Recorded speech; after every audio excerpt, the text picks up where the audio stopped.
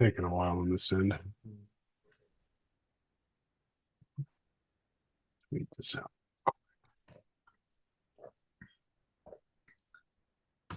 Actually, I'll do that. Hi, YouTube. Hello, everybody on YouTube. I am very slow today. I'm trying to tweet out the link to this so you guys won't be alone in the YouTube. Mm-hmm.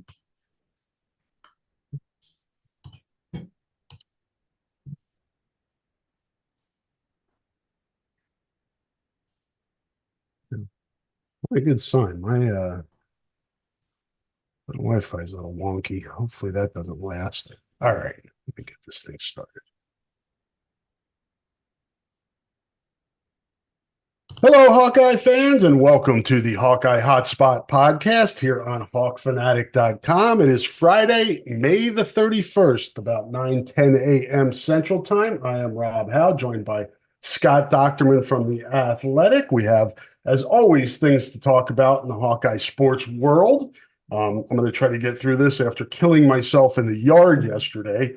We moved this to Friday. Scott had an interview yesterday morning. So in lieu of doing the podcast yesterday morning, I went outside, got in the yard, and got myself in trouble. I'm kind of one of those people, Scott, if I go out there, like I don't like say, okay, I'll just do this today and then I'll do this tomorrow. I see like the whole shit show and I'm like, I got to do all this at once. And I was out there for like 4 hours yesterday and I'm feeling it. Yeah, that's the same thing with me. It's very rare if I go out and say, I just need to mow. Yeah. It's like, well, I look at these weeds over here and it's like, oh, it's over there. My trimmer's not working. So I better go out and get the hedge clippers and do this. And next thing you know, I'm like you, and I'm like, oh, it happened to be earlier this week, frankly. I mean, I ended up, it was so bad, I guess whining here like old dudes, but I'm like, I'm going to the mall and I'm getting a massage. And I actually paid for an extra 10 minutes while I was out there, so I know exactly what you're feeling, and nice. Hopefully it'll dissipate here in the next 24 hours. Yeah, I take some solace in looking out there, and the beds that I weeded yesterday look good. I went out this morning. I'm like, all right, I'm in pain, but the house looks good. So it's a fair trade-off. And I know it's done now, so I don't have to do it anymore. And I want to take this weekend nice and easy. I will be 57 years old on Monday. So congratulations. Thanks. I'm happy to make it to 57 and to the end of May, because this month has been kind of crazy, but we got a lot to talk about, Scott. I think we should probably start with 5 new times were released for the Iowa football schedule yesterday. I think the most notable is the Black Friday primetime game on NBC at 6:30. I think you probably saw that coming because you delve in this area a lot more than I do, but I was surprised by that because my mind is still in the old no night games in November, old days, old days. Yeah. So that's where I am. But TV rules, man. You get the money. They call the shots. Yeah, and the reason why we pushed this back for a day is because I spent that hour on the phone with the head of scheduling at the Big Ten, and we went through the entire thing, and I wrote about that, and Iowa is a part of that, and I'd say, Black Friday, Friday nights are the most fascinating development and the biggest change that we've dealt with, because now 12 out of the 14 weeks include Friday night games. Next year, it'll be all of them. This year, it was the one weekend where they didn't, which actually has the best weekend I've ever seen in Big Ten football history, is right before the election. So they have other programming on Fox that kind of takes the precedent of that. But specific to Black Friday, as we know, Iowa, Nebraska has turned this into a tradition. That's the 14th year in a row they play on Black Friday. And NBC and CBS have the Black Friday rights for the Big Ten. And with the NFL deciding to have a game in the middle on Amazon Prime, at first it was going to be more of a afternoon, like mid-afternoon night kickoff, but the Big Ten and CBS deciding, you know what, let's try to get away from the NFL. So then that's why they have the 11 o'clock one. So we knew Iowa, Nebraska. I thought it was going to be the other one, Washington, Oregon. because they're going to have a bye the week before. But ultimately, the Big Ten and CBS went with Minnesota, Wisconsin, which was quite the surprise to me. I was kind of floored because Wisconsin in the past has been very anti Black Friday, as we remember a few years ago when Nebraska decided that they wanted to back out of Black Friday, and before Mike Riley and Sean Eichhorst, ended up getting whacked. Anyway, they that Iowa was going to play Wisconsin last, which they did play last, but not on Black Friday. Yep. But Barry was like, we're not playing on Black Friday. We're going to play on Saturday. Well, anyway, going into this one, they decided that the Iowa-Nebraska rivalry was worthy of prime time. That's when NBC wanted, and then you have the Axe game, kicking it off. And I don't know, Rob, for me, I'm thrilled. I'd be fighting the same way if it was at Nebraska and it'd be in prime time, because as we know, when we get into fall, and especially for people who cover basketball too, the overlap is daunting in November. So to get a full Thanksgiving, and a Friday morning out of it without having to rush places, I am stoked. And if it was in Nebraska, then I'd be like, all right, well, I'm going to leave day of the game now instead of wait until, instead of the night before. So, yeah. But it is interesting. Kickoff at Black Friday at night at Kinnick Stadium. And I think the atmosphere is going to be a little different. I think because in the past, I would say that it's been, okay. But I think this could be, have a lot more juice having it at night for some reason. Yeah, I agree with you. I mean, the only downside is if there's weather, and it's cold, and that could keep people away. It's hard to keep Iowa fans away, so that it would have to be really extreme. And if it's that extreme, it's probably going to be cold during the day too.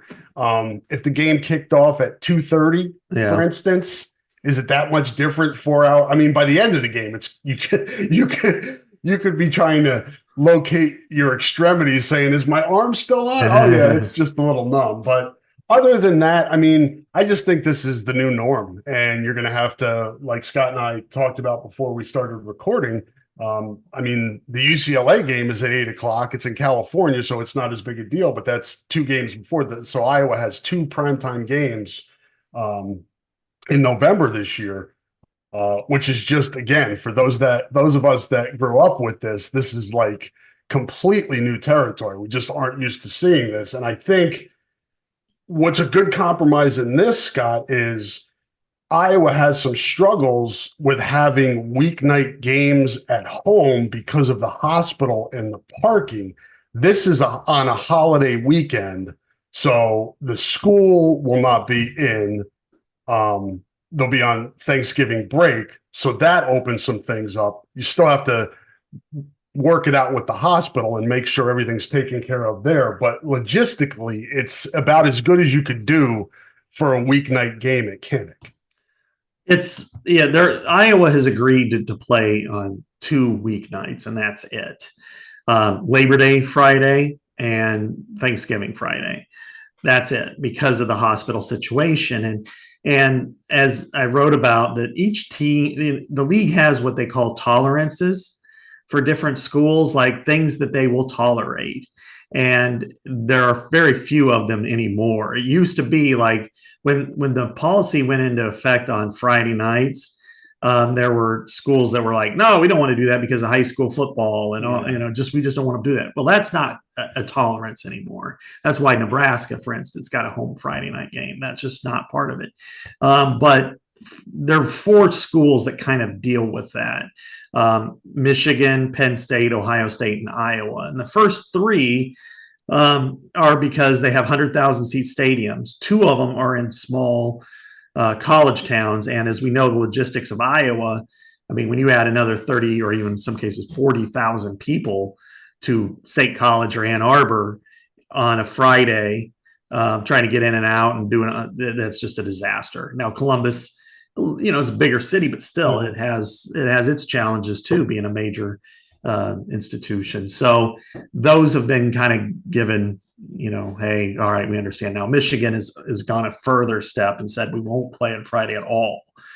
And well, that's, if that's the only thing that Michigan's throwing its weight around, I think you're going to be all right with it. But the other part is that with 3 major networks now part of the draft process, a Michigan game, an Ohio State game, even a Penn State game, a lot of times end up in that top 3. No matter who they're playing, especially Michigan and Ohio State, that they will almost always end up in that top 3. So they didn't even put them in that Friday window because of it. But when you look at, in Iowa, they're going to play on the road probably at least once a year on Friday, and then they'll have the Black Friday situation. So, going to UCLA isn't bad. I mean, in fact, you might want to say it's probably better than, say, going to Maryland for a Friday night game, and then ending your year on 2 Friday night games when you have high school football playoffs, championships. So I think overall this turned out all right, and get used to it, because it's every week from here on out. Friday night, they have turned Friday night into Big Ten territory.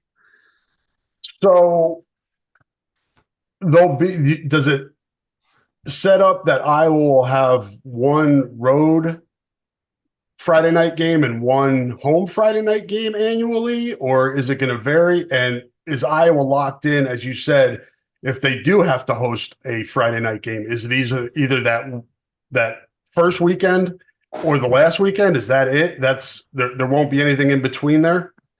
It's right now like at the most 2, and Black Friday counts as one of them.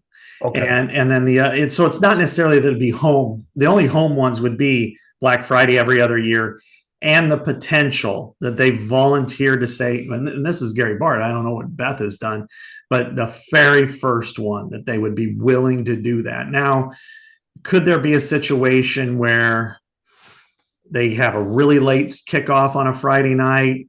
Some point, maybe that would be, if they get 9 months in advance, that's something that you just don't want to open up that door, because then it becomes automatic. It's, how it goes. It's like maybe like an 8 or 9 o'clock kickoff against one of the West Coast teams. So it's in that Pacific times, that would make sense. Yeah. Like, let's say, I don't know when Oregon comes to town, but let's say that Iowa says, okay, we agree. Oregon, October 4th, we'll play at 9, local time on a Friday, but just don't even open that door. Otherwise it will be exploited every single year.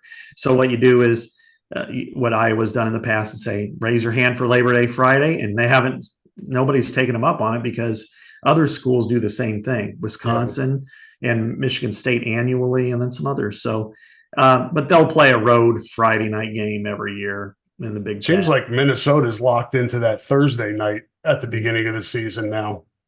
Minnesota State Fair. Yeah. That they always want to play that Thursday because of the fair. So this year they got it, again, this is the 3rd out of 4 years where they're playing on Fox on a Thursday night to open the season. That's a good deal for Minnesota, and they're playing a decent team this year. And North Carolina, in the past, they've opened with Ohio State, and last year was Nebraska. So, it works well for them. And, and then there's the Big Ten part of that schedule, some of the games, Michigan State, if any team got screwed, it was them, because on a Saturday they play Ohio State at home, and then on the next Friday they fly to Oregon and play 2 top 5 teams in 6 days. Yeah, they kind of let the Big Ten know about it, and the Big Ten was willing to even share that part of it. That maybe we won't do that anymore. So we'll take that into account. I'm sympathetic to them, though, the schedule makers, because it's a tough puzzle. You're dealing with the TV, you're dealing with the universities wanting, the universities look at what everybody else gets and compares it, obviously. And are we getting screwed compared to the competition? And it's natural. So I wouldn't be surprised if these things pop up, maybe not as extreme as this Michigan State, but there are going to be unhappy people in this situation, right, Scott? Each year, there's going to be people that are like, we get the shitty end of the stick. That's why I think they're thrilled that I take such interest in this and I write 2,500 words on here's the reasons why, because it allows administrators to see that it's not just about them. I mean, Penn State, for a generation has complained about everything, and so it's like, well, but you're not alone. You're part of the puzzle, as you said. And I mean, I think first of all, they did an amazing job of not only setting up the rotation of teams you play, and mixing it up between legacy rivalries and kind of getting a true rotation, but then also even and out, spacing it out, who's playing who, what's your breaks, to make sure that teams like Washington, when they play at Rutgers, they're either A, playing at home the next week, or B, they're off. And on every single Friday night game, the week before, they're at home. And then afterwards, there's only like 2 that are on the road among the Big Ten action. And that's like Purdue playing at Indiana and stuff. So it's like nearby. So they've tried to make it where it's less painful, I suppose. And, going in the future now, this year and next year are 14-week seasons. So they've got more territory to operate with 18 teams. Mm-hmm. In the future, when you go to 13 weeks, that's where there's going to be some really challenging situations. And I don't know how that's going to work. And so they're going to have to, my guess, and we've talked about it kind of on the side, I've written a little bit about it, is that I wouldn't be surprised at all if they push for a permanent 14-week season. Yeah. Making week 0 the first week. And that way, or they could just call that week 1 and then go 1 through 14. Yeah, exactly. 0. Yeah. I mean, it gets really, I mean, the scheduling now when you're 18 teams, and you've got all these teams have providers. Like here is one example. In week 3, you have Washington and Washington State resuming their Apple Cup series. It's like the 116th time they're playing, and they're playing as an agreement. They're playing this year in the Seahawks Stadium. That's a game that NBC would have wanted to put in prime time that week. It was clearly in the best of the games that they could have picked, but they also share the parking lot and security situations or whatever with the Mariners, who are already playing in prime time. And then they had a discussion. Well, is there any way we can move this around? Or, and Mariners were unwilling to move their game.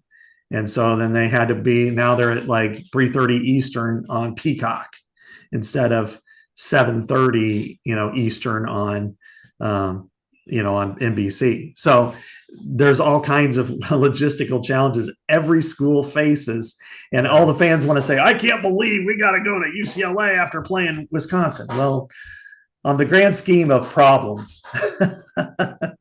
Compare that to, but if you're going to complain about that, you've got to look at all the schedules. Don't just look at Iowa. Like you said, you've got to compare, because everybody's got it's hard not to have a tough stretch in your schedule with 18 teams trying to fit everything in. You're going to have, difficult challenges in your schedule, and everybody has them. Yeah. And you're talking about 3 networks being part of the draft. In the past, 6-7 years before that, it was 2. It was Fox and it was ESPN. And before that, it was just ESPN or, / ABC and BTN. So it was like, well, ABC would pick its 2:30 game before the season. Us old dudes remember, there might be 5 or 6 announcements for primetime games through the end of October. And then, 11 o'clock on ESPN 2 or whatever. Now you've got 3 networks. They blanketed the day. Fox is always going to stay in its big noon window. Then you've got CBS in the midday, NBC at night. Now, there's other issues there because NBC has 2 primetime Notre Dame games. Yeah.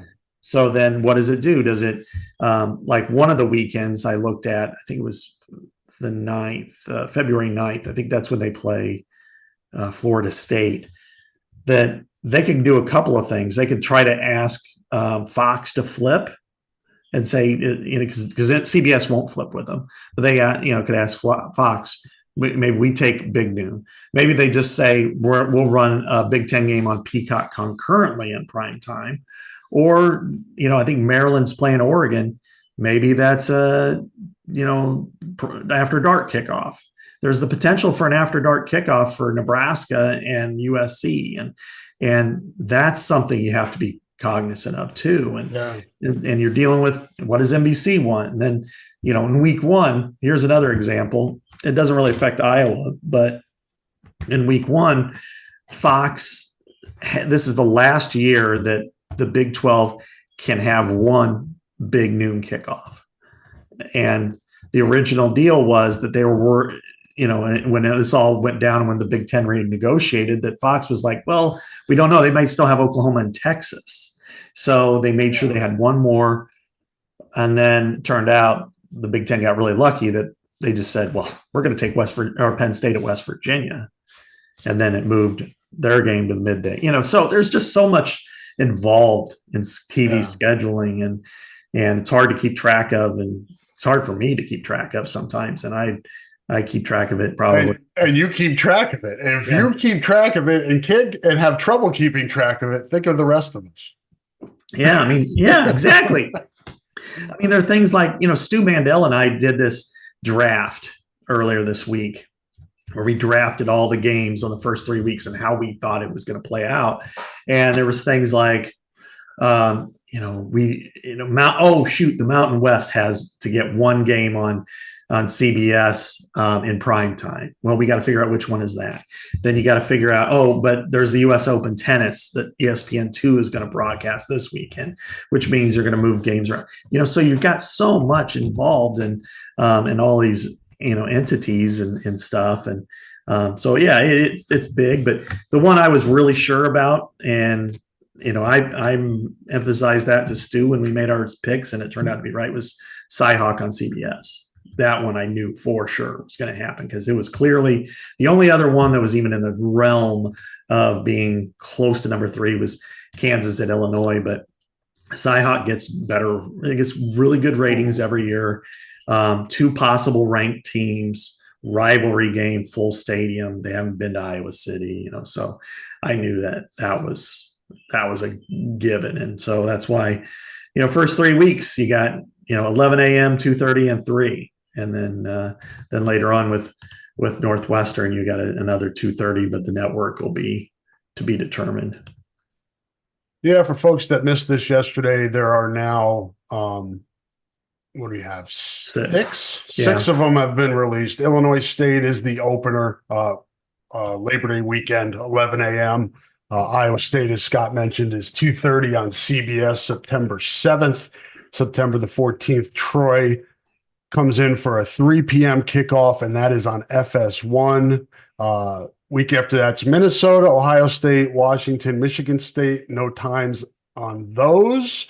Northwestern, as Scott said, is 2:30 on Saturday, October 26th. TV to be determined. Nothing for Wisconsin yet on Saturday, November 2nd. The 8th is UCLA out in Pasadena. That is an 8 p.m. local or 8 p.m. Central Time kickoff on Fox. Then there's a bye week. Iowa heads to Maryland after that. So that's nice to have. The kind of illustrates what Scott was talking about. You have a trip to California, a bye week, and then a trip all the way the opposite direction to the East Coast and Maryland. And that has nothing's been announced on that. And then, as we mentioned, Nebraska, Friday, November 29th, Black Friday, 6:30 p.m. Central Time on NBC. Any predictions on these other games, Scott? Any chance for another primetime game at home, maybe, or on the road? Any thoughts there? Yeah, let's start with the 21st against Minnesota. Right now, when you look at that schedule, there are a couple of possibilities. First of all, CBS got the first pick that week and took USC at Michigan in the midday, which leaves open for Big Noon and NBC at night. Iowa at Minnesota is probably the best game. So I'm not sure if Fox decided to punt or if NBC decide or if that's their first pick. I don't know that. So Northwestern. What's the timetable on that? Is that the two? Is that the win? Are we into the windows now, where you have a 2-week window? 12 to 6 day window. 12 to 6. Okay. Yeah. So there's Iowa at Minnesota, and then there's Northwestern at Washington. Those are the two possibilities. They're the two Big Ten games. And then you have the Goliaths who are home, Marshall at Ohio State, Arkansas State at Michigan, Kent State at Penn State. So those games will get some looks, but I think Iowa, Minnesota will end up at either big noon or prime time in Minnesota, because it's a rivalry game. The pig has always outkicked its weight when it comes to TV because of the view of whoever wins that game. It's a rivalry game. It's intense. You got the most iconic trophy in my view that there is. Ohio State, Iowa, I think will be big noon. Iowa at Ohio State, I'm sorry, will be big noon. And part of that is because this is where you have to look at the others, and let me get to it here. The fifth, the other games that would fit into this might be Michigan at Washington. Well, that they can't go at big noon. They're not going to put a 9 a.m. Pacific time game in big noon. And then you have probably the other game, none of the other games really match that. So my guess is Fox will take Ohio State and Iowa. Now, I wonder, like you were saying in that week before, to go back to the Minnesota game, was it Northwestern at Washington? Yeah. Was the other one? Yeah. That, same concept there. That would make more sense at night. Right. With Iowa being noon, because if it's at Washington, if it's big noon, you're starting that thing really early. Exactly. That's why they won't be big noon for sure. Yeah. But if, let's say it's NBC has the number 2 pick, they're going to probably go with Iowa, Minnesota. That's a better game. And then Fox will say, you know what, we're fine taking Marshall at Ohio State. Yeah. Because Ohio State generates high ratings. And that might even be a more compelling viewership than Northwestern at Washington. No offense. It's a big rivalry. Yeah. Northwestern at Washington. Yeah. They're the purple people eaters, That's a lot of purple. Yeah, exactly. It's the Barney game. Barney. Well, yeah. Now, like the Washington, Iowa game, which is on October 12th. And this is where, again, you've got to look holistically, not myopically. And that game's going to be big noon. That there's no way it won't be, unless both teams just fall apart and get murdered a couple of times. And even then, it still probably will be, because the biggest game maybe of the year is Ohio State at Oregon that day. And again, it can't be big noon. And then the next biggest game probably of that day right now as we speak, Penn State at USC. Same situation. So big noon then becomes Washington at Iowa, Purdue at Illinois, Wisconsin at Rutgers. Because the other game that would fit into that is Minnesota at UCLA, and it can't be in that window. So, you're looking at that going, Kinnick Stadium, they could play up Rose Bowls past. Yeah. You got the national runner-up. That's going to be a big noon kickoff. I'd really be surprised about it. And then looking ahead a little bit, like the biggest weekend, I'll say this, that I've ever seen for Big Ten football is November 2nd. And here's why. And none of the games have been decided, but if they were individually in the past, they already would have been pushed out front. Ohio State at Penn State, Oregon at Michigan, Wisconsin at Iowa, USC at Washington, even UCLA at Nebraska is kind of that helmet game. Yeah. So the top 2 are phenomenal. They could go any of the time slots. But the reason why that Fox has the first pick that week, the reason why Fox has chosen not to, it's the Saturday before the election.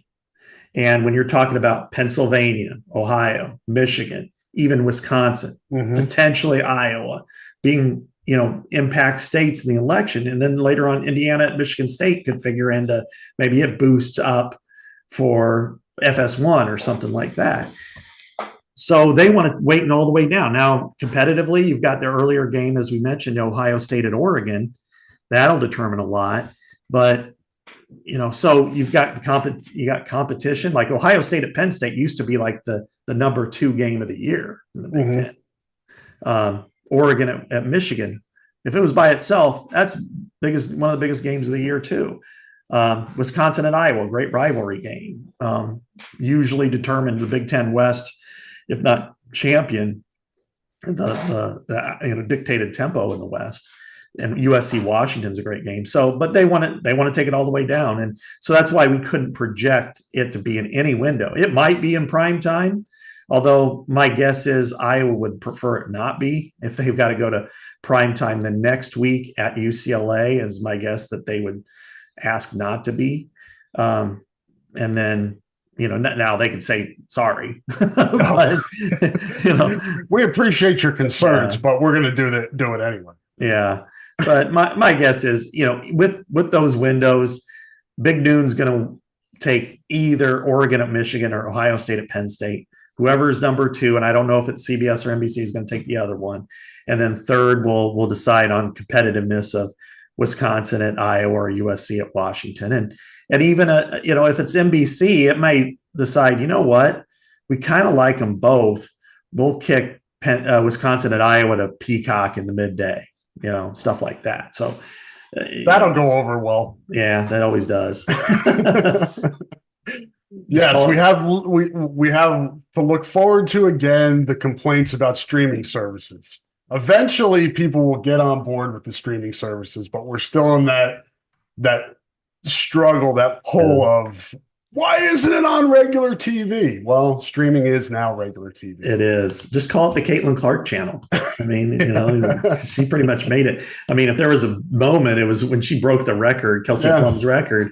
It was on Peacock, and and then even one other one. When they go to Michigan State on October 19th, it might be the best game of the weekend, but we don't know how I don't know how those teams picked that weekend, because Michigan's at Illinois, Iowa's at Michigan State. The rest of them are pretty much down from there. Wisconsin at Northwestern. So may just depend on how teams are doing at that point. It's hard to know. Yeah, and I don't know if it's and again in the draft, that's a weekend that was probably decided last. I hate to say it, but it's true that they decided, I don't know. I don't, because they want to pick the weekends. Like Fox had picks 1, 2, 3, and 6 originally, traded number 3, but it still ended up, and this was on a podcast, so I feel like I sound like a genius, but I have really no idea other than that. Traded number 3, but still ended up with 5 of the top 7 picks. So, I think like the Bears in the NFL draft. Yeah, exactly, which is why they're on Hard Knocks. So, but this one was probably pick 28, or something. It's like, all right, I guess we'll get stuck with that. Like Michigan and Illinois, I dig this one because that's the 100th anniversary of Red Grange. Yeah, of his game. That's a cool matchup anyway for Big Ten people. I think nationally, I don't know. Yeah, but the 100th anniversary of Red Grange's 4 touchdown performance in 12 minutes in 1924. The 100th anniversary of Memorial Stadium there, Michigan, the defending champion. Red Grange, when he scored 6 touchdowns that day, and it was against Michigan, so they actually were able to navigate that and make that happen that weekend, because the anniversary is the Friday. They're going to play that Saturday, and that's cool. So that one to me is like, if you're Fox on at Big Noon, you're like, what?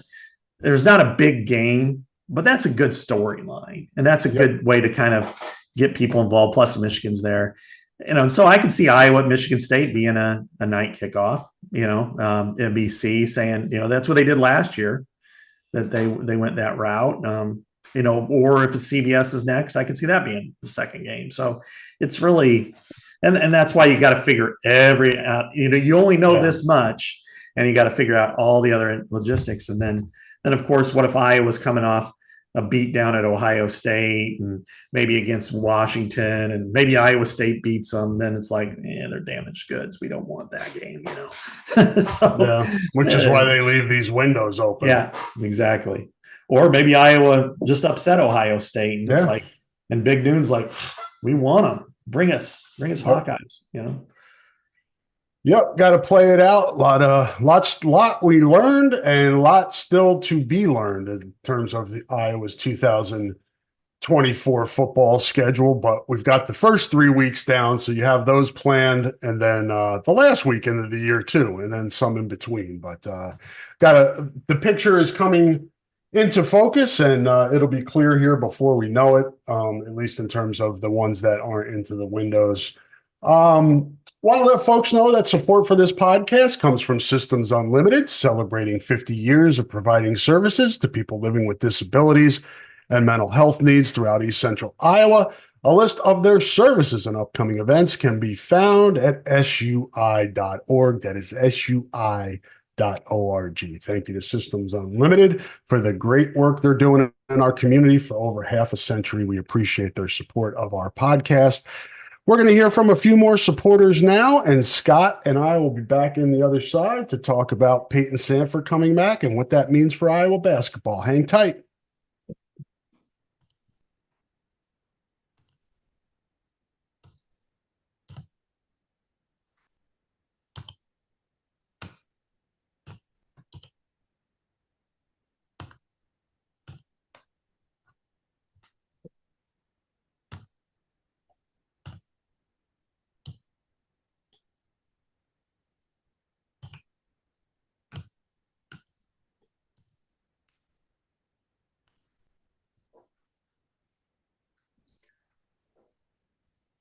Welcome back to the Hawkeye Hotspot Podcast here on Hawk Fanatic. Before we get back into some talk here, going to let you guys know that switching is easy. We do it all the time. We switch on the lights.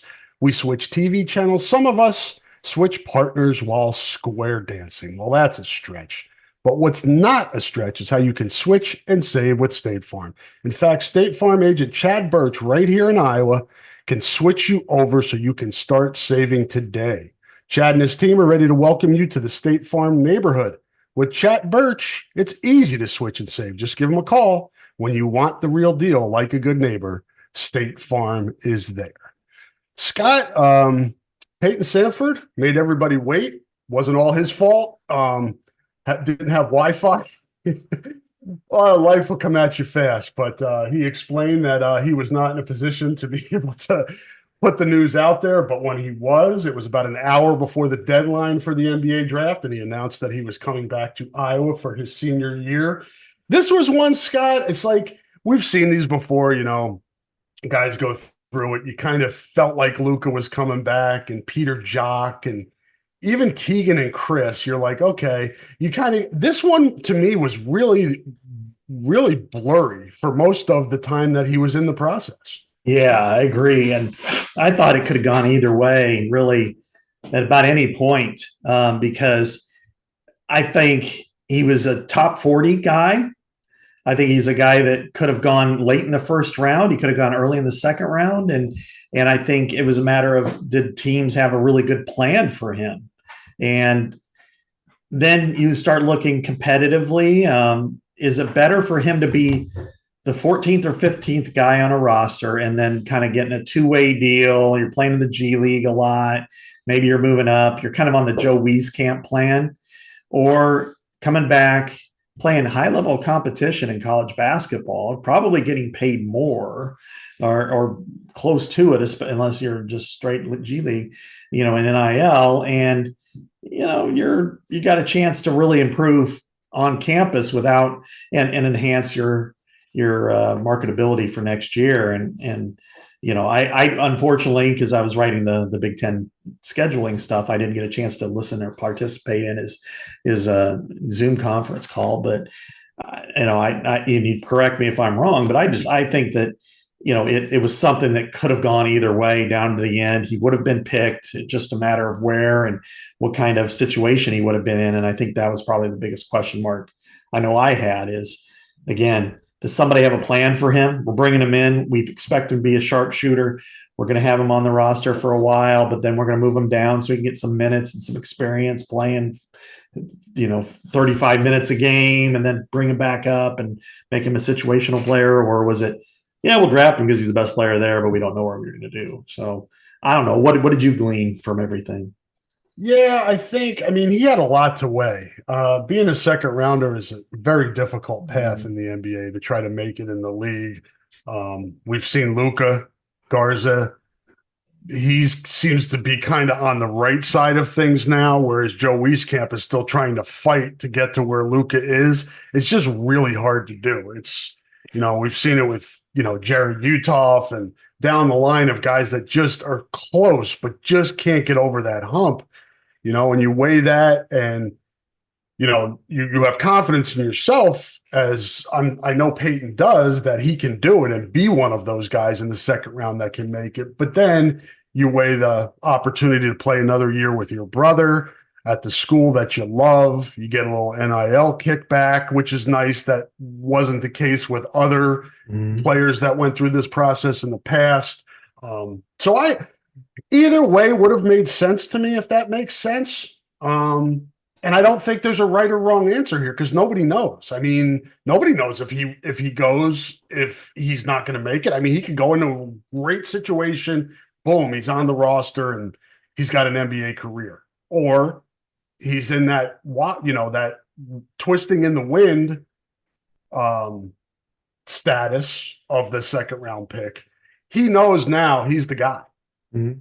He led the team in scoring and was tied for the lead in rebounding last year, second in assists. I mean, he's proven he can play well at this level. Can he take it to the next level and then increase his stock for next year? Because now that's the goal. It's, can you improve your stock if you come back? That's one of the questions you ask yourself when you go through this process. He had to feel that he could. Right. And I think the other factor that it's hard to know is this year was considered a weak year for the draft. Next year is considered, at first blush, a better year for the draft. And, could you have been like our guy mocked him 36th in the draft this year? Well, could you have a better year and be a better prospect and go 48th or not drafted? And I mean, just because of the depth of the draft, and of course, that's what every prospect from Jay Higgins to him, have to ask themselves in the same situation. But I don't think there was a wrong decision. And I don't know either, whether it's right or not. I think you can make it right either way. And I think this is a situation for him is all the things he acquired in the draft process, of going on these workouts, of learning, how he performed, maybe the feedback, taking that feedback, applying it. I have really high praise for him from what I've seen. I think he is a fantastic player, competitor, emotional, invested, does everything right. He reminds me so much of some of the players back in the 90s. He embodies Chris Street to me. Just he's all about the team and fiery and just a perfect kind of substitute for that. And so I think next year he's going to bring even more of that with his brother. He wants his brother to succeed, obviously, but when you look at Iowa now, what does this mean for Iowa, Rob? I think it takes Iowa from being a bottom half to bottom third team in the new look Big Ten to being a top half to potentially top third team in the Big Ten, because you're basically adding somebody who's going to be one of the top 5 to 8 best players in the Big Ten next year, for a team that otherwise, has some pieces that you're still trying to sort through. Yeah, I'm with you. It's hard to make any definitive judgments on, and I agree with you. It's just kind of that generalization at this time of year. Where in the hierarchy is it? Back end, middle, top end of the Big Ten? It's hard to know because with the transfer portal, I haven't kept up much on what other teams have done in the transfer portal in the Big Ten. But just in the vacuum, looking at Iowa, the difference between him going and staying is enormous. Mhm. for their prospects. And, it gives he makes everybody else better because he's now at the top of the scouting report, and that makes it easier for everybody else. The unknowns are obviously four new guys. You've got two guys coming in for the transfer portal, two true freshmen. How do they factor in? How do the guys that are coming back, like Price Sanford and Laje Dembele and Brock Harding and those guys, what type of step did they take in their second year? Owen Freeman, and then can a guy like Josh Dix move in and be that number two guy now? Not the non-center number two guy. I think Sanford, Dix, Freeman, that's your core. And then you just kind of build with them. Can Thelwell be the point guard? There's just a lot of unknowns, but there's nothing bad for Iowa about Peyton Sanford coming back. It's enormous. Yeah, for sure. I mean, Iowa now has 55% of its minutes and 53% of its scoring back from last year, despite losing Tony Perkins and Ben Krikke and Patrick McCaffrey. And, and that dramatically would have changed. I mean, you're losing your top scorer, your guy who's second in minutes just by 11 total minutes, and then the way Josh Dix played, I think, especially the last couple of months was fantastic, and so you add a legitimate, to me, Iowa is really set at the 2, 3, and 5, and then then it's a matter of, can Thelwell come in and be a good point guard, and if he can, then I don't think you worry about that, or is it Brock Harding's job if he kind of takes that step forward, or is it a combination of both? We don't know, because Dix can play on the can distribute as well.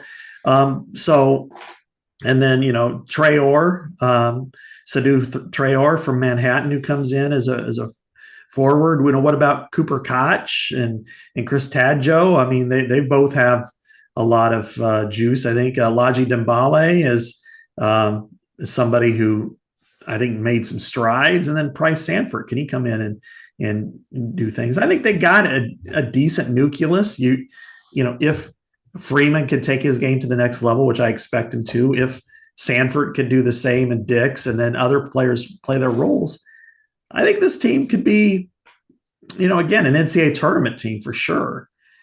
And I would not have said that at all, because then you got to compensate for him. One, his scoring. Two is, as you mentioned, you got to compensate for him being out and somebody else attracting all that attention. So maybe it's a Josh Dix, or Owen Freeman gets double teamed, and then it affects everybody when you have somebody like that in or out of the lineup. And if you look at this roster, if Peyton's not back, who's your emotional lead? Maybe Freeman. I mean, Freeman has that in, but he's a sophomore.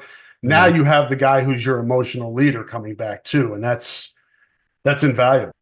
Yeah, for sure. I think this is a team that's, now, and I've kept track of all the moves in the Big Ten, and like Penn State or Purdue hasn't really done much. I always wonder about Illinois, because it's a freaking turnstile down there. They got some great ones and they lost some good ones. I mean, same story every year with them. Yeah. I mean, Coleman Hawkins, Bolden, he's back, right? Well, he entered, but he's in the transfer portal. Oh, that's right. I did see that yesterday. Yeah. So when you have that combination, that's a real wild card. That's something that Peyton didn't play, and you got to respect him for that. That Peyton is somebody who decided to stay with. It was either going to be Iowa or the NBA. It wasn't going to be the NBA and whatever is out there, because quite frankly, he would have cleaned up in the portal if he was a free agent right now. Yep. No doubt. Yeah. He would have probably made more than Tony. Oh yeah, for sure. Just that, because everybody everybody needs shooting. Yeah. And he does a lot more than that too. We talked about him being tied for the team lead in rebounds. Yeah. He was second in assists. He does it all. And he's not a great defender, but he's not a complete liability on that end of the floor either. So, hopefully the Swarm took care of him, and he's happy with that, and he feels valued in that way. Because I think that is a piece of the puzzle now, and it sounds like that happened. Okay. No, I'm not sure on that part. I mean, Perkins ended up with 200K going to Mizzou, Yeah. and which was more than he had here. He had the opportunity to get that. I would say that Sanford's worth more than that for sure. I don't know how much more, and He probably gave a hometown discount. Yeah, and the other thing is I talked to a couple of people from other schools, some better than Iowa even, and they're like, we are not paying 200K for any of our guys. Yeah. So and our guys are better than he is. So so it's NIL can be, everybody is paranoid to the nth degree because there's no transparency. So it sounds like, oh my God, that guy got $1 million. Yeah, I don't want anybody to think that I'm putting out there that Peyton got a 500K or something like that. But he got a little bit of money that he wouldn't have gotten in the old days. Boy, you talk about a guy that might be marketable next year around here. Business in town, somebody in state that's got a statewide business. He'd do a lot worse than having Peyton Sanford as your spokesperson. Right. Now comes the next step for Iowa. You have a team I think this is the first bit of good news for Iowa in a long time. It's just been this like slow, long drudge about Iowa basketball. I mean, the numbers were bad attendance wise. They went to the NIT. They won one game, lost one game, and it was over. Now you're kind of wondering, okay, what can they do to take advantage of this positivity? That's what has to happen, and I think it's because they're not playing anybody of value at all when it comes to their schedule. It's other than Iowa State at home, it's garbage. I noticed Iowa State's home schedule sucks too. I think they've got Marquette at home, but theirs is bad. I think it's a bad trend in college basketball, Scott. It seems like most of the good games are neutral site anymore. That is the worst thing possible for me, and that is it screws your fans. Yes, absolutely. I mean, like they play their exempt tournament is their own this year, Iowa's. And it's with South Dakota is the leading team, and then they got two other teams. They play Ryder, New Orleans, Utah, but it's in Sioux Falls. Like apparently, I saw somebody else said that they've got an arrangement with Utah State and Kansas City.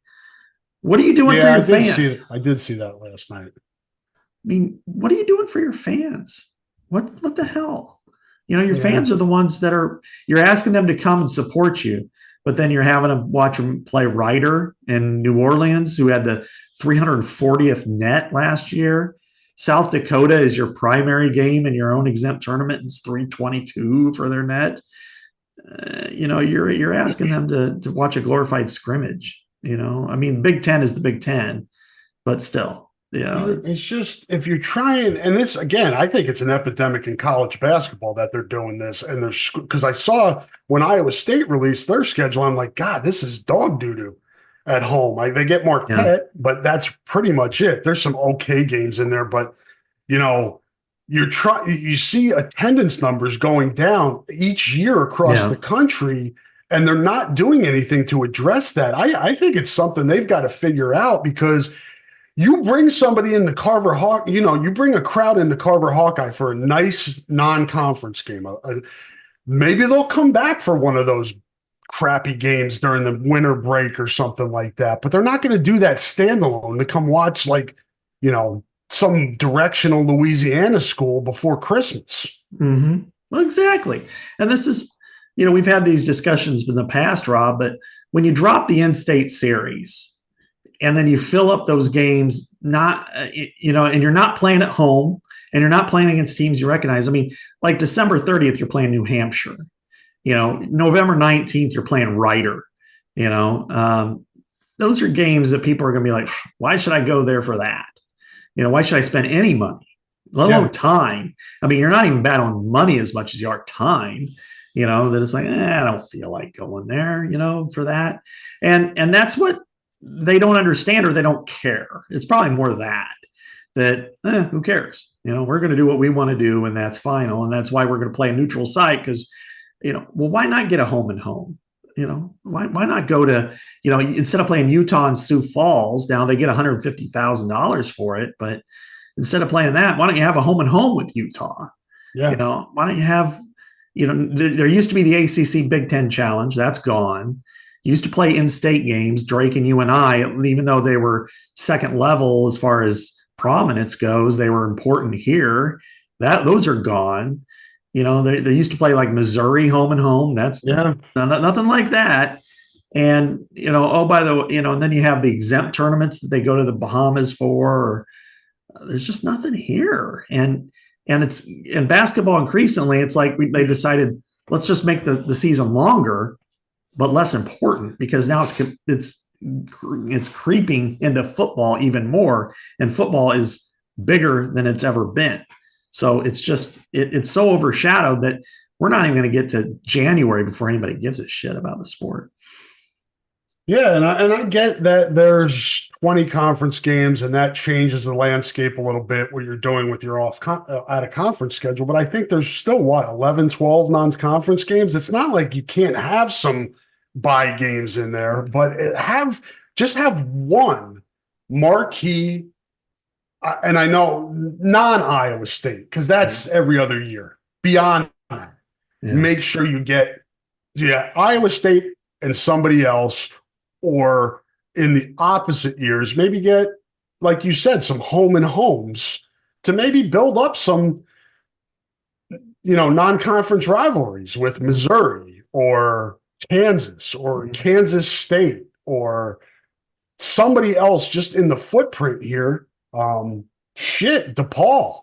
Yeah. Got Chris Holtman there now. Maybe he gets that up to just do something different and not have games that there's not even a game where you're like, that could be a good game. Yeah. No, it's going to be a shitty game. It's a shitty team.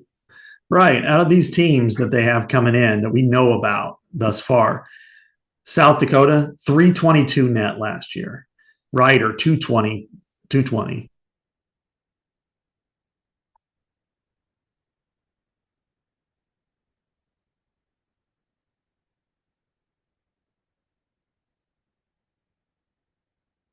I mean, we're talking about teams that are in the bottom.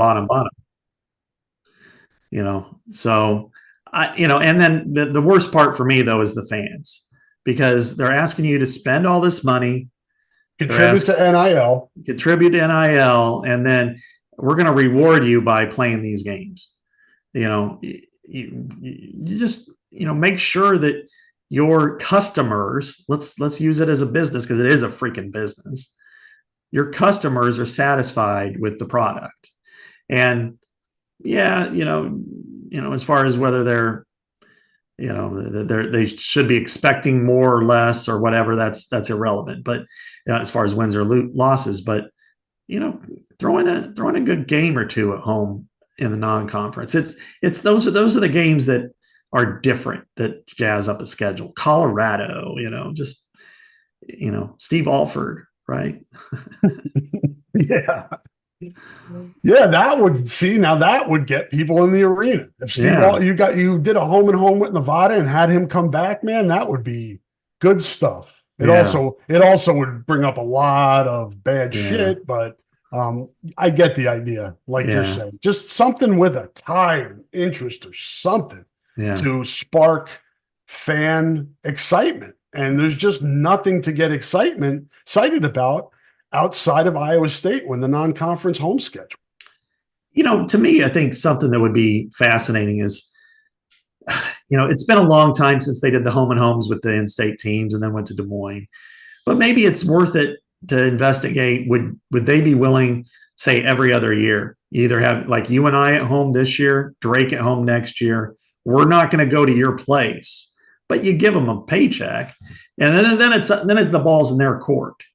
Because I think if UNI is playing at Iowa instead of New Orleans or New Hampshire, then the interest picks up dramatically, because they've got guys, not only they local, that they've got guys on the team that are from this area, and people are interested in both teams, and then they have a rivalry factor. And so, but as we've seen, they've just kind of chipped away and taken away a lot of those things no PTL, no shirts and skins, no in-state rivalry games. You don't feel like they, I mean, all the iClub visits that they used to have, none of, there's only a couple of those now. It just feels like, what are you giving back other than saying, you need to give us more money for our NIL and we need this or we need that? What are you giving to me other than the joy of victory, X number of times a year? Yeah, no doubt. We'll see. We'll see when the Big Ten schedule comes out. Just we were talking about the football, putting the football schedule together. The Big Ten. Good luck with that basketball schedule. Yeah. My goodness, that Big Ten basketball schedule this year is going to be a 10,000 piece jigsaw puzzle. They have like a billion combinations, and I'm not even joking. They literally do, because you have to throw in men's basketball, women's basketball. Some places have hockey. Iowa, for instance, has wrestling at Carver Hawkeye Arena. And then some places have concerts and gymnastics meets and stuff like that. Now, you have a priority, and it's, usually starts with, special events like concerts and men's basketball games. And then you just kind of work off of that. But then you got the travels parts of it that really are a factor. Like Iowa on the road plays UCLA and USC. There's a desire to want to hit both places and play both on the same trip. Of course, it's the same way for the other teams, USC and UCLA or like, they want to make sure that, if we're going to, Northwestern, that we want to also play Illinois or Wisconsin, or fly into Indianapolis and play both Purdue and Illinois or Purdue and Indiana or something like that. So, yeah, it's a bear. It's, I mentioned that after yesterday about the whole thing. He's like, come on, man, give me a little bit of summer here. Yeah, it'll be interesting to see how that comes out. It'll be interesting, and there'll be people annoyed and saying, hey, we got screwed with this schedule. You screwed us over. Yeah. That's part of the process. But another thing I wanted to talk about in this podcast, Scott, was you did a piece a few years, was it a couple years ago, the In-State Confidential, talking about recruiting, and you did something similar with Jesse Temple this week in the Chicago area, talking about how schools, college football programs recruit the city. And what did you find out? Yeah, Rob, this was really interesting because Jesse and I split the Chicagoland. We each talked to 4 different coaches and just kind of hit different areas. We asked them what they thought of, the staffs that are nearby, whether it's Northwestern Illinois, Notre Dame, other staffs in the region, how teams recruit, NIL, all these other aspects. And Iowa actually fared the best. And in every single situation that we talked to, they were mentioned high, they were mentioned prominently, and there was no negativity associated with it. And that's rare, because even like Illinois got a lot of flowers, and then there was a couple that are like, they're not very good, and Northwestern, they like David Braun, but then there's also some other parts where they're like, well, he hasn't reached out to me yet. And, and on and on. And there's just really a lot of those situations. And Iowa has handled this a little bit uniquely in the last handful of years. And I sat with Seth Wallace and we talked about it a few days ago. And when Brian Ferentz became offensive coordinator at Iowa, he had part of Chicago. Seth had part of Chicago. They made the conscious decision to keep Brian's area to really Iowa and make Seth the sole recruiter for the Chicagoland. And he admits at times it's overwhelming and it's difficult, but at other times he says what makes sense about it is there's no accidents. There's no, oh shoot, I already saw that kid, you can't go there. Or are you the one talking to him today, or am I? That type of thing, especially now that there's a 1 visit policy in the spring where they can only go to high school once. So he's able to keep tabs on everything. And then you look at the proximity, you look at how Iowa has performed, not only the player numbers in Chicago, but how the success that they've had when they've come to campus. I mean, in the last, since 2019, I want to say that they've signed 14 guys from the Chicagoland. And almost all of them have had a prominent role. Like Jacob Bostic's the only transfer out of that group. David Davidkoff, of course, medically retired, but Lucas Van Ness left for the NFL, but everybody else is on roster. You have 4 newbies coming in. You already have 3, 2 3/4 if you count Sycamore, Illinois commits, and then 3 more visits coming up, official visits. And then you have the Sebastian Castros, the Jamari Harrises, the LaShawn Williams. And the part that really works for Iowa, especially now, there's a couple of reasons. One, Iowa is and understands what it is. It's very self-aware. It's a developmental program. It still wants to lean into that, as even despite the transfer portal era. So it's not going to shy away from a 3-star from Loyola, Drew McPherson, for instance, who is, he's an offensive player. He's a quarterback / runner, a really good player, but we're going to flip him over to defense. They're not opposed to doing that and taking the time because they see the big picture. Other schools come into Chicagoland, and this is what was discussed with us a lot, that they're like, I'm sorry, we're only going to have 12 high school kids. And a lot of times the Big Ten guys are like, we need somebody who can play right away. Because, so we've got the other 8 scholarships we used to allocate towards recruiting are now allocated towards the portal. So Iowa wins handshakes up and down because they are they're willing to do that and take that time and develop them. And then you see the Sebastian Castros and the Jamari Harrises and the LaShawn Williams and even a John Nestor, who they come in. They develop, and then they play, and then they play well, and they start. The other part is when you look at the turnover on the staffs in these areas. I mean, it used to be Wisconsin and Michigan State and Iowa would fight like hell in the suburbs over guys, and Michigan State got its fair share. They are like non-existent now. Wisconsin is not the same powerhouse it was in that region. Illinois has had turnover on its assistants going into there. Of course, we know with Northwestern, with David Braun, new coaches in Purdue and Indiana. Iowa's remained consistent. Iowa has the same message. Iowa's, it may shake away a few guys that other schools may want that talent-wise could play, but it largely knows what it wants, what it can say, and then finally, it's not very far. I mean, it's closer to get. I did this like time test. It's like 2.5 hours or a little bit more to go to Aurora, 2 hours and maybe 45 minutes. And it's 2 hours to get to West Des Moines. So let alone going to Sioux City, so it's within a quick drive. We all know that.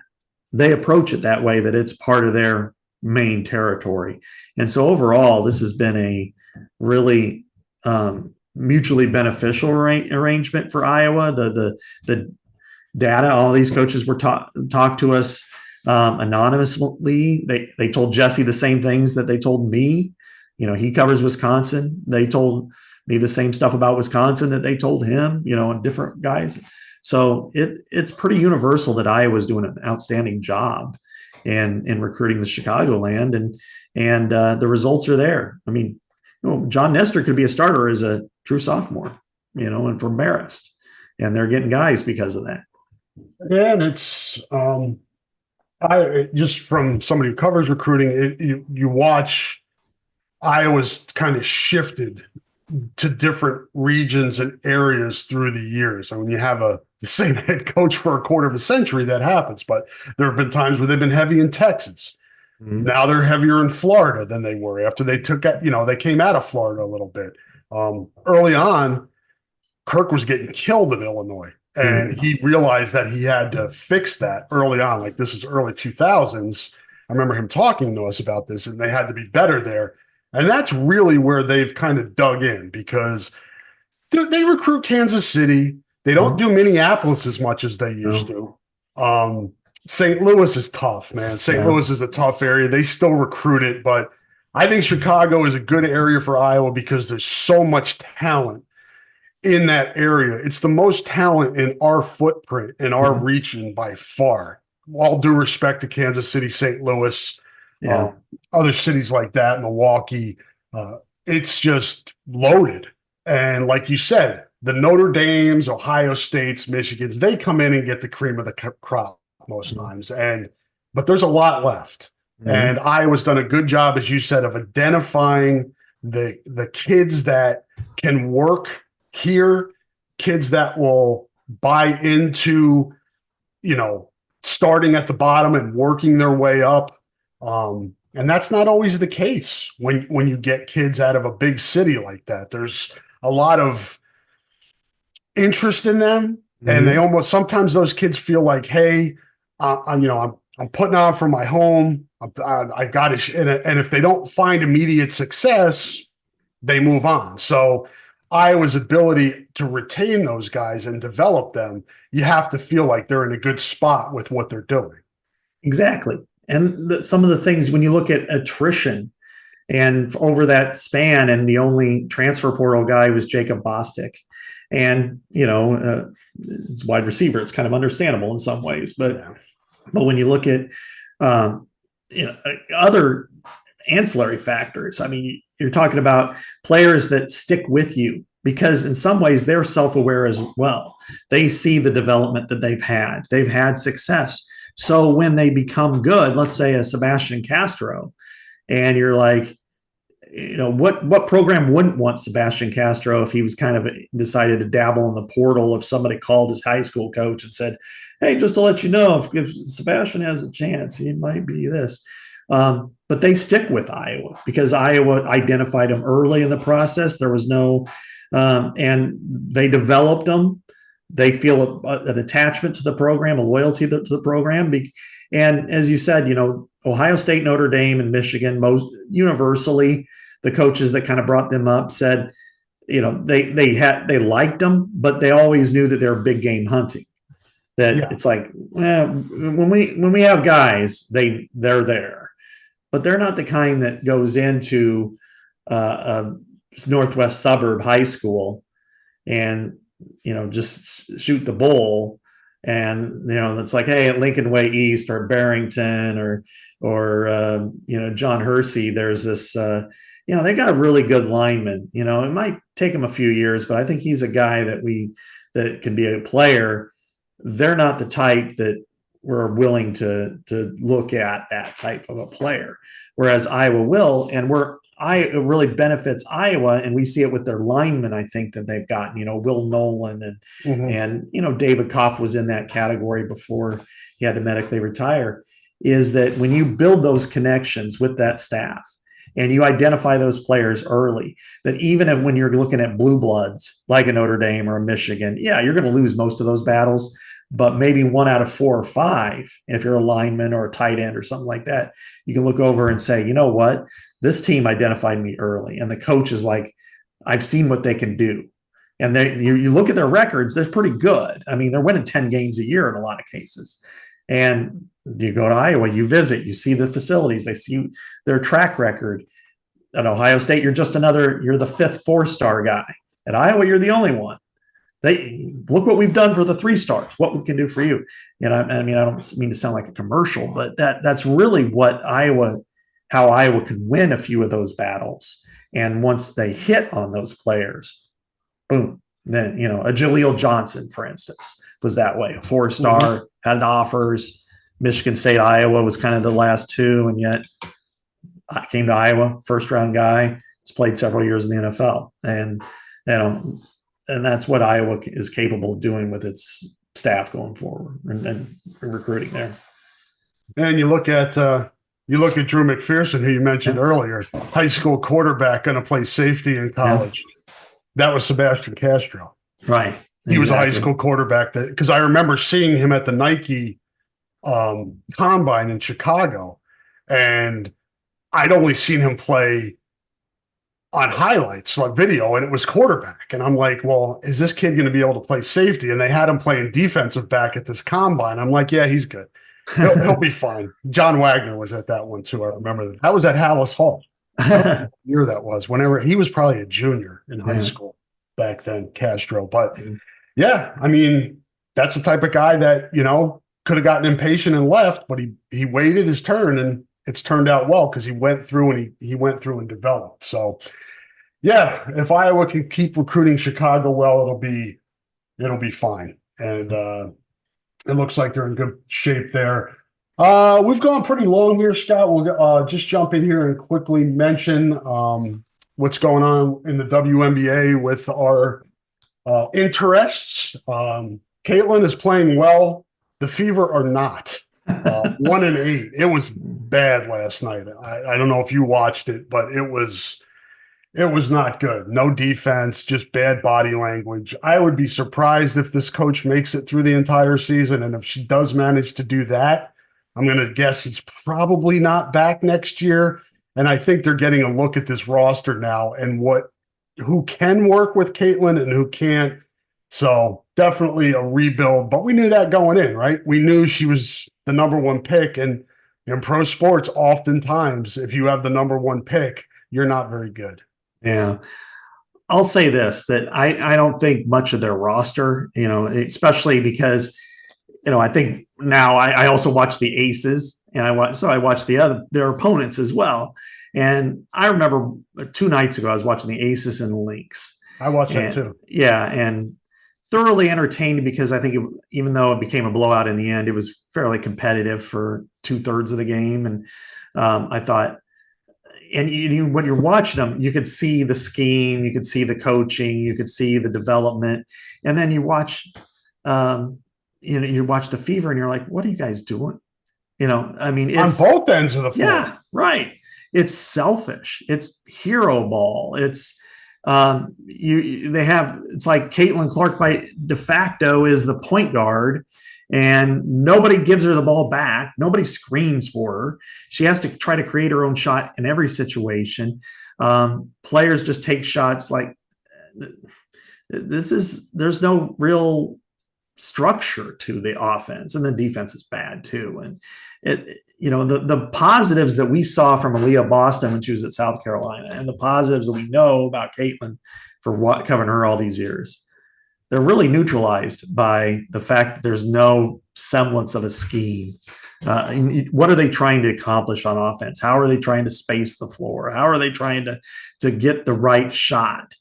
Very rarely do you feel like one out of every 3 or 4 possessions do you feel like that they've got a cogent scheme. Watching Iowa's football offense. Yeah. You're just like, what are we trying? What are we doing? Yeah. I mean, it's like if 5 of us decided, let's just go out and play basketball. I mean, it really just, and I think there's a lot of selfish play. A lot of times where Caitlin has the chance to get a shot off if they let her, and instead, no, I'm going to take this shot, and the screens are half-ass, just like, let's just kind of get in the way and then move around. I mean, it's not, let's get set. Let's make sure that this defender gets off of her. I can't imagine, watching every Big Ten team, they have a better coach, clearly a better coach than what Indiana Fever has. It's hard to watch, actually. I think at some point they're going to have to increase the salaries of those positions and maybe attract a higher caliber coach. I think we've mentioned it on here before. I think the average salary is like $70,000 a year in that league. So, I mean, what Lisa Bluter made almost $2 million with incentives last year. It's just, that's the college game in that respect is so far ahead in terms of resources that the WNBA has got to figure that out. And Caitlin got into it with a guard on Seattle last night. She hit a 3. They were talking crap at each other. The girl was big. I can't remember her name, and I apologize, but Caitlin was talking crap, but she was backing up as she was doing it. And then Aaliyah Boston got in there real quick. So she's smart in that regard that you talk crap, but you do it backing up if the opponent is bigger than you are. Yeah. But it's cool to kind of see that's the thing that I've enjoyed about it, Scott, and watching most of the games. I think I missed one of Caitlin's games so far, is just the evolution of her game. Because I think if you're looking for evolution of the Fever, that's not happening this year. They're 1-8, and maybe they get a little bit better, but they're not going to be a very good team this year. But she's figuring it out, and that's kind of what I focus on when I watch the games. Yeah, I agree. I think it's, watching her grow a little bit. I don't think she's a selfish player. In fact, I think she's bent over backwards to be unselfish at this level. Mm-hmm. I've seen, her pass up shots that she would have definitely tried to drill at Iowa to get her teammates involved. And I've, I've seen some of the turnovers are her teammates not getting the ball. That happened at Iowa, I think, more out of skill than want to necessarily. I think here it's a little different. So I think she's growing, and but watching the Aces and you see the position that Kate Martin's in, it's just a radically different. First of all, she's playing exactly the way she did at Iowa, and she's playing a lot more minutes than any of us could have expected. It's fun to watch her. Becky Hammond is a terrific coach. I would say if she was in the NBA, she'd be one of the 10 or 12 best coaches for sure. College women's basketball, probably her and Dawn Staley are the two best. Just you see the way she's playing and how she's been a part of that has been really cool. And then the other part, and this is the Caitlin Clark effect that I know has impacted like me. My wife loves watching the WNBA now. In fact, tonight we're going to go out, but we got to make sure we go somewhere that has Ion so we can watch the Aces. That's been our existence now. It's crazy, but is that now we watch the other players too, and like Kelsey Plum is like a favorite now. Sorry about that, but Kelsey Plum is like a favorite now for us. We actually sit there and and enjoy watching her play. And yes, I'd heard of her before Caitlin broke her record, but we didn't know anything about her. Now watching her, it's like, wow, she's fun, she's exciting. Aja Wilson, yes, she is great, and you see the other players in the league and how they're growing and how they're doing things.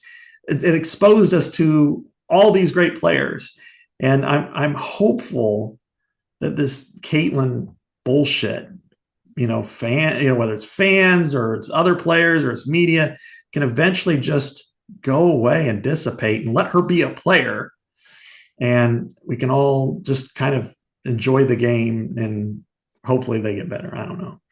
Yeah, it's I think we're getting through the nonsense and coming out on the other side. At least I hope so. And people just focus on what's going on the court and less on the extra stuff. You mentioned Kate Martin's playing time. This was coming into this week. I wrote about this on Monday, just putting into perspective what she's doing. And she came into this week averaging 20.8 minutes per game through the first part of the season. That was the 8th most among all rookies. And the 7 players that were ahead of her were either first-round picks or veterans that signed from overseas. And she was averaging 5 rebounds a game coming into this week, which ranked 4th among all first-year players. So that's really amazing when you think about where she was drafted. And then if you look at last year's 18th overall pick, Maddie Williams, she's averaging 9.3 minutes a game this year. And the 18th overall pick 2 years ago in the 22 draft, Lorella Kubaj, I'm probably butchering her name, but she's played in 4 total games the last 2 seasons. And I went back through and looked at previous 18th overall picks. That's pretty common. So what she's doing is, the perspective of, because I still don't know, Scott, if people understand how tough it is to make it in the WNBA with only 12 franchises and 144 roster spots. I mean, that's really hard to do. If you look at it just comparative to the NBA with 30 teams, there are 450 roster spots, 300 more roster spots in the NBA than there are. And it's the same amount of college teams, right? Mm-hmm. So the men have all those opportunities and the women don't. Thankfully, there's going to be some WNBA expansion and there'll be more jobs. But Kate Martin is amazing story, not just for Iowa, but for this league. Sure. When for somebody who hasn't watched the WNBA much, when you try to look at the draft and you think second round, oh, she should make the team, that's really unusual, as you mentioned. It just doesn't happen that way. I kind of compare her to like Brock Purdy being Mr. Irrelevant and quarterback in the team as a rookie and then ended up taking the team to the Super Bowl. That's kind of what Kate Martin has been able to do, is because the second round is like the 6th and 7th round of the NFL.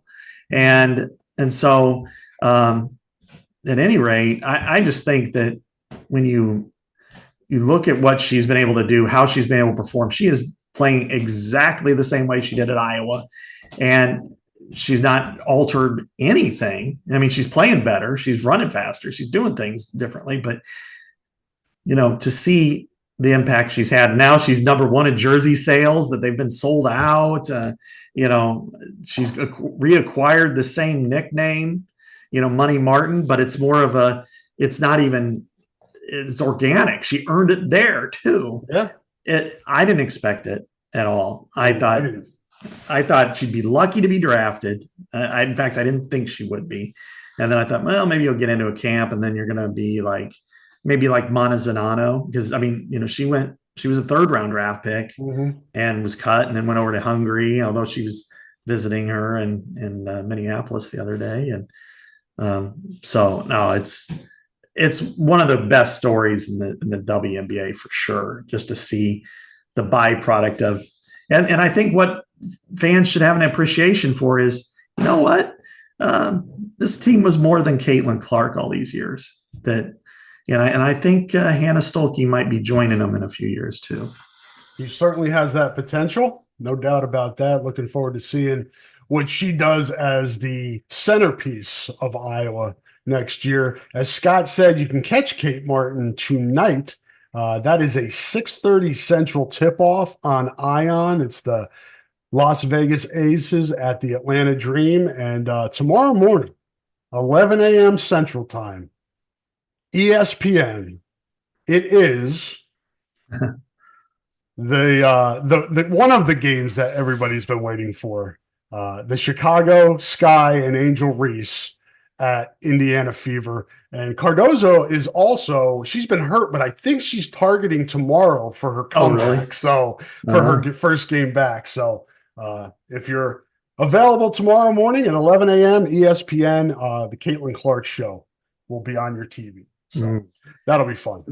Yeah, that'll be entertaining as well. So my Lord, it's just, there's really no reprieve from sports, but it's not a bad thing. I think I've seen a level of excitement among Iowa fans to be able to follow these teams. And I do think it's been rough for particularly Caitlin, to have literally no break, to go from the draft to training camp to the season to playing a ton of games early, and have such they've played the most games so far of anybody in the league. Yeah, it's been really just like every other day.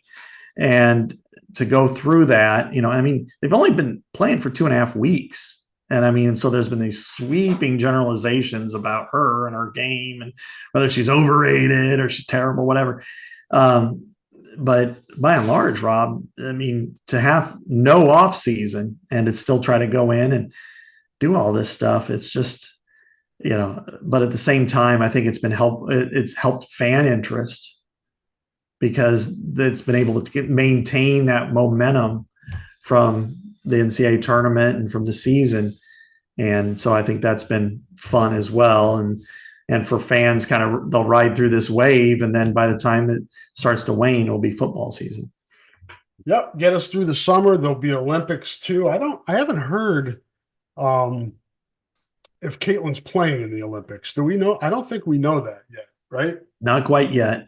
She's, there'll be a final decision here pretty soon. Because that's why they're playing all these games in a short amount of time. They have to take a break for the Olympics in the middle of the season for the WNBA, which is another drawback. And unfortunate for her, her first year is the year it's the Olympics and everything's crammed in early and she's got to learn on the fly. I can see the positives both ways. I don't think there's a negative. I think the positive of her going is, well, she can be an Olympic gold medalist and capitalize on her popularity and probably play on a winning organization for a few weeks. That'll be helpful. She's lost 8 games already with the Fever. She lost 5 at Iowa this winter. Yeah, exactly. I know. It's just amazing the difference there. But then if she doesn't, she gets the chance to sit out for a couple of weeks, and doesn't appear to be the worst situation either. Win-win for Caitlin. She should do what's best for her. Hopefully she does. And we're going to do what's best for us and put an end in this thing. We've been going for about an hour and a half. We said before we were going to maybe make this a short one, but when Scott and I get together, we get to yapping, and it just kind of rolls and flows where it does. But I appreciate everybody for hanging in there with us and listening, and appreciate our sponsors. Thank you for listening, and thank you to our sponsors. And we will be back next week on the Hawkeye Hotspot podcast, probably Thursday, but you never know. So check out the Twitter feed. I'll give you guys updates if there are any programming changes. So thanks again. Have a great weekend, and we will talk to you.